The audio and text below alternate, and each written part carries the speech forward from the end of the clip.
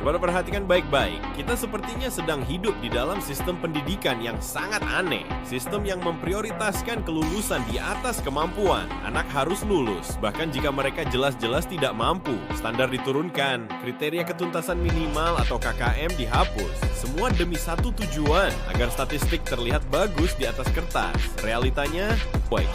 Kita menemukan anak SMP yang belum lancar membaca. Kita melihat anak SMA yang masih bingung dengan perkalian dasar. Tapi mereka tetap naik kelas. Mereka tetap lulus. Fenomena ini bukan kecelakaan. Ini adalah sebuah pembiaran yang disengaja. Pihak yang berwenang, negara, tahu persis bahwa kualitas pendidikan kita sedang menurun drastis. Tapi mereka memilih jalan yang nyaman. Kenapa? Karena menegakkan standar itu butuh kerja keras, butuh keberanian, dan seringkali menyakitkan. Jauh lebih mudah meluluskan semua anak daripada mengakui bahwa sistemnya telah gagal. Jauh lebih aman untuk bersembunyi di balik kalimat manis, semua anak berhak lulus, daripada berkata jujur bahwa fondasi pendidikan kita sedang retak parah. Seperti saya katakan, kita juga harus berani melihat ke dalam. Sebagian guru, dan saya tekankan, bukan semua, tapi cukup banyak, telah kehilangan fokus utama mereka. Energi yang seharusnya dicurahkan untuk mendidik, untuk memastikan setiap murid memahami pelajaran, kini terkuras untuk hal-hal lain. Untuk membuat konten, untuk ikut tren joget di media sosial, untuk menjadi viral.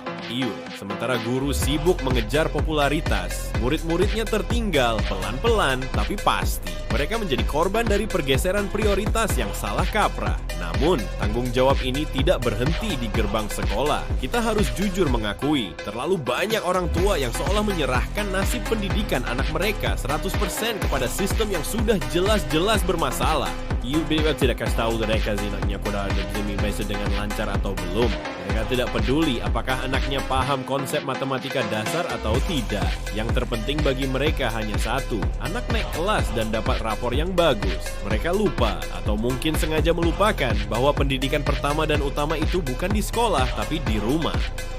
Lalu sehisnya saya, inilah yang kita tuai sekarang. Sebuah generasi yang memegang ijazah tapi miskin nalar. Generasi yang punya gelar tapi kesulitan berpikir kritis. Akibatnya, mereka menjadi sasaran empuk. Mudah sekali percaya pada hoaks yang bertebaran di internet. Mudah sekali diarahkan oleh opini-opini tanpa dasar. Sangat sulit untuk berpikir mandiri dan mengambil keputusan berdasarkan logika. Ingat, pendidikan yang buruk tidak serta-merta membuat sebuah bangsa menjadi bodoh. Tapi pendidikan yang buruk membuat sebuah bangsa menjadi sangat mudah untuk dibodohi.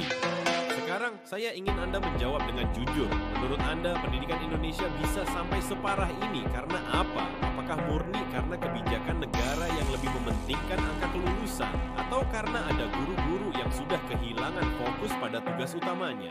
Atau jangan-jangan ini seusta berkar dari orang tua yang tidak peduli dan lepas tangan? Atau mungkin ketiganya saling terkait dan berkontribusi sama besar? Saya ingin dengar pendapat Anda. Tulis di kolom komentar. Tapi saya minta satu hal, jangan netral. Jangan juga hanya membawa emosi. Bawalah argumen yang kuat, bawa data, bawa pengalaman nyata Anda.